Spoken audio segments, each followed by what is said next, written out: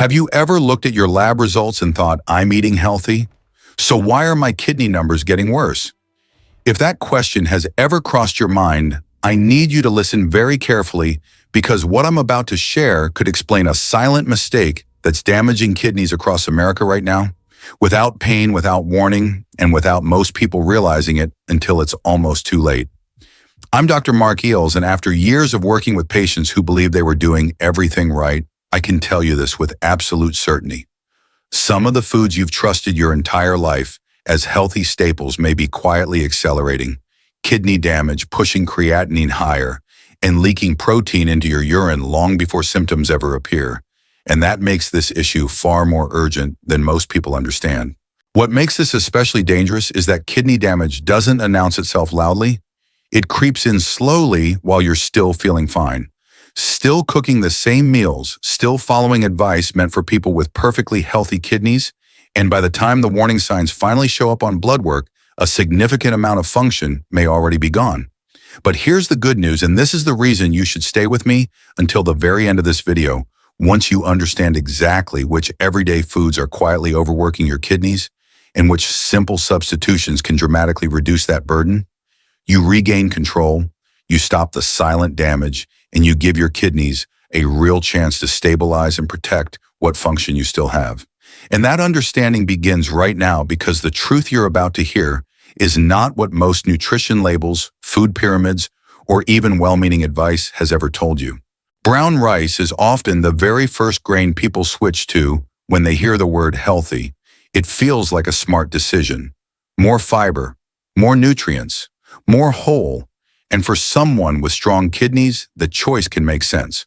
But when kidney function is already fragile, brown rice can quietly become a problem you never see coming. I still remember a patient in his early 60s who sat across from me confused and frustrated. He told me, "Doctor, I did everything they told me. I cut sugar, I stopped fried foods, I switched to brown rice every day." And yet his creatinine kept climbing and protein had started leaking into his urine.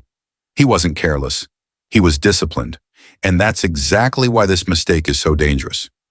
Here's the science most people are never told. Brown rice contains significantly more potassium than white rice, roughly 150 milligrams per cooked cup, compared to about 55 milligrams in white rice. That difference may sound small, but when kidneys are weakened, potassium doesn't leave the body efficiently. It accumulates, day after day, meal after meal, slowly increasing the risk of electrolyte imbalance, heart rhythm issues, and further kidney strain. But potassium isn't the most concerning part. Brown rice also holds higher levels of naturally occurring arsenic, a heavy metal absorbed from soil and water. That arsenic concentrates in the outer bran layer, the very layer that makes brown rice whole. Healthy kidneys can filter small amounts of arsenic. Damaged kidneys cannot. Over time, arsenic can build up, increasing oxidative stress inflammation and long-term kidney damage, something no lab test warns you about early. So what's the solution? If kidney labs are already abnormal, especially from stage 3 onward, white rice becomes the safer choice, not because it's trendy, but because it dramatically reduces potassium, phosphorus, and arsenic exposure. You're not eating worse. You're eating smarter for your kidneys. But knowing this alone is not enough because another everyday grain praised just as loudly as brown rice may be draining your kidney, phosphorus budget even faster, and most people never realize it until their numbers spike. After learning about brown rice, many people think they've already fixed the problem. They switch to white rice and feel relieved. But then they sit down for breakfast, reach for their healthy whole wheat toast, or build a sandwich at lunch, and without realizing it, they undo all that progress in a single day. I remember a woman in her late 50s who told me, "Doctor, I only eat whole wheat bread. 2 slices in the morning, 2 at lunch." That's healthy, right? Her labs told a different story. Her phosphorus was creeping up, her calcium was dropping, and her kidneys were working overtime just to keep her blood chemistry stable. She wasn't overeating, she was overspending, and she didn't even know there was a budget. Here's what most people are never taught. Phosphorus is not unlimited when your kidneys are weak. 1 slice of whole wheat bread contains roughly 70 milligrams of phosphorus and about 80 milligrams of potassium. That doesn't sound dramatic until you do the math. A simple sandwich with 2 slices already uses 140 milligrams of phosphorus. Add toast in the morning, and suddenly you're near 280 milligrams, often more than a quarter of a full day's safe intake for someone with advanced kidney disease. And here's the hidden danger: bread doesn't give your kidneys anything back for that cost. It's mostly calories, no high-quality protein, no essential fats. Yet your kidneys still have to work hard to clear the excess phosphorus, pulling calcium from bones and stressing blood vessels in the process. Over time, this imbalance contributes to bone weakness, vascular calcification, and faster kidney decline, all from something people eat automatically. The smarter strategy is not to eliminate bread, but to downgrade it intelligently. White bread or white sourdough made with refined flour contains significantly less phosphorus and potassium while still providing comfort, energy, and satisfaction. You're not being careless. You're protecting your kidneys so they can focus on what truly matters. But even that isn't the end of the story, because there's another grain many people proudly call a superfood, one that looks harmless on the label, but can push kidney filtration into overdrive in a way that's even more dangerous than phosphorus. After hearing about phosphorus from bread, many people feel confident turning to what nutrition magazines love to call the perfect solution: quinoa. It sounds ideal. Plant-based, gluten-free, a complete protein, clean eating at its finest. And on the surface, it looks like the smartest upgrade you could make.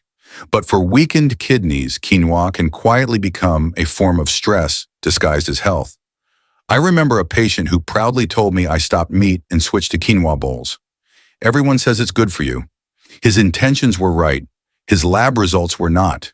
Within months, his protein in urine increased, his creatinine edged higher, and he felt constantly fatigued. What he didn't realize was that his kidneys weren't resting. They were being pushed harder than before. Here's the mechanism most people never hear explained. 1 cooked cup of quinoa contains about 8 grams of protein, along with higher levels of potassium and phosphorus compared to refined grains. Protein itself isn't the enemy, but when kidneys are damaged, too much protein from the wrong sources increases intraglomerular pressure, forcing fragile kidney filters to work at high speed. Imagine forcing water through a damaged filter under pressure. The harder you push, the faster it tears.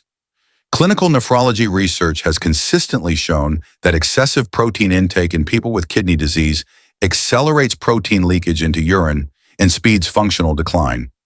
This is why nephrologists talk about protein quality and protein allocation. If your kidneys can only handle a limited protein load, spending it on grains instead of higher value sources is a costly mistake. The safer approach is surprisingly simple. When kidney function is compromised, grains should provide energy, not protein stress. That's why refined options like white rice or white pasta are often safer. They deliver calories with minimal protein, potassium, and phosphorus, allowing your kidneys to reserve their limited capacity for truly essential nutrients. But even knowing which grains to avoid isn't the full picture, because once you remove the heavy hitters, you still need reliable staples that actually support kidney stability instead of just doing less harm. And that's where the next grain changes everything for people trying to protect their kidneys long term. After hearing so many warnings about refined carbs, many people hesitate when I say this next part.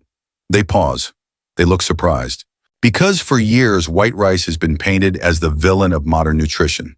Empty calories, too processed, something you're supposed to avoid. But when kidneys are weak, white rice can quietly become one of the most protective staples on your plate. I once had a patient who told me almost apologetically, "Doctor, I stopped eating rice because everyone said it was bad." He replaced it with whole grains, quinoa, and dense breads, believing he was doing his kidneys a favor. His labs told a different story. When we reintroduced white rice carefully, his potassium stabilized, his phosphorus became easier to control, and for the first time in months, his numbers stopped climbing. That moment changed how he looked at food forever. Here's the science that explains why. Cooked white rice is naturally low in potassium, low in phosphorus, and very low in protein, roughly 4 grams per cup. That combination matters. When kidneys are compromised, their job is no longer just filtering toxins, but conserving energy. White rice provides steady carbohydrate energy without forcing the kidneys to clear excess minerals or protein waste.